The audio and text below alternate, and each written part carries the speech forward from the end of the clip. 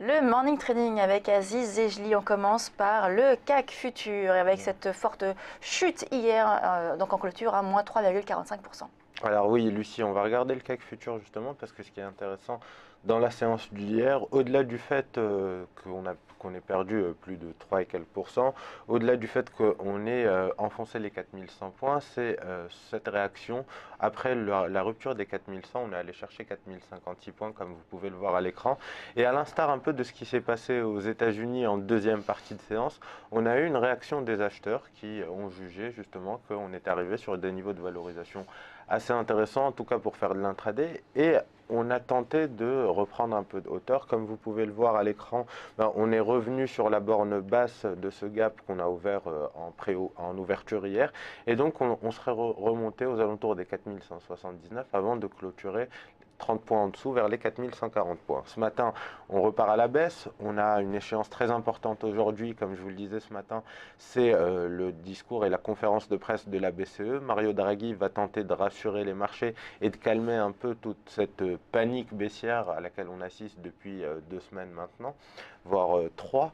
Et ce qui est assez intéressant encore, c'est qu'on pourrait consolider aujourd'hui, au moins dans l'attente de ce qui va se passer à 14h30 et des annonces de Mario Draghi, entre 4179 et 4056. Je pense qu'on peut mettre à profit un retour sur les 4179 pour jouer la baisse vers les 4056 points et vice versa. Si on touche les supports à 4056 et qu'on a une réaction positive comme celle qu'on a pu voir hier en deuxième partie de séance, on pourra potentiellement se positionner à l'achat, mais là encore, on est sur des scénarios intraday.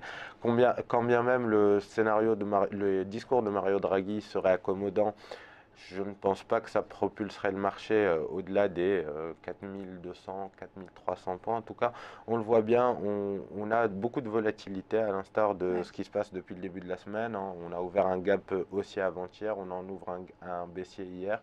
Et donc, globalement, là, le sens reste quand même vendeur. La pression baissière devrait s'accentuer. Le pétrole continue de baisser, donc ça se matérialise bien, en tout cas, sur la tendance du CAC à court terme. D'accord.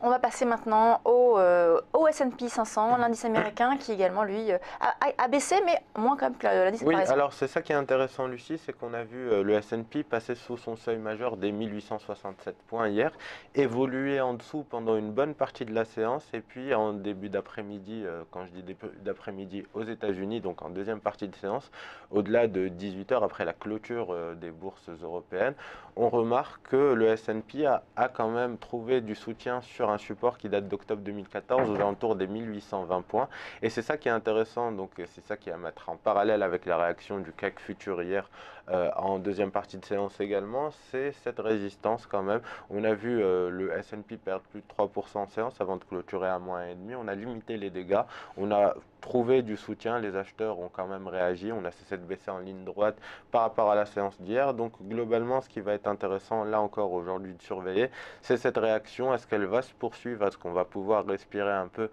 sur le S&P et revenir potentiellement sur cette zone des 1900 points, voire 1950, si on arrivait à trouver un peu plus de catalyseurs? Mais l'élément important est c'est ce qui viendra aider un peu les indices à trouver de la hauteur, c'est le pétrole. Il faudra qu'on assiste à une stabilisation des cours du pétrole. Quand on regarde ce qui s'est passé hier sur le WTI avec le débouclage des contrats et le changement d'échéance, et quand on regarde le Brent qui flirte avec les 28 $, c'est vrai que pour l'instant on n'y croit pas, surtout quand on prend en considération l'arrivée du pétrole iranien. On annonce 500 000 à 1 million de barils par jour supplémentaires. Oui. Bon, après, c'est vrai qu'il faut voir qu'il y a quand même 95 millions de barils par jour produits. Donc 1 million, c'est pas tant. Ouais, c'est 1% quand Un petit même. peu plus. C'est 1% dans un marché qui est déjà en suroffre.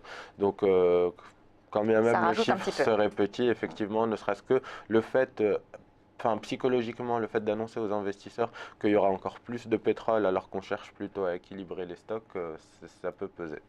Merci Aziz Zejli pour ce morning trading. On passe à la suite de Direct Marché.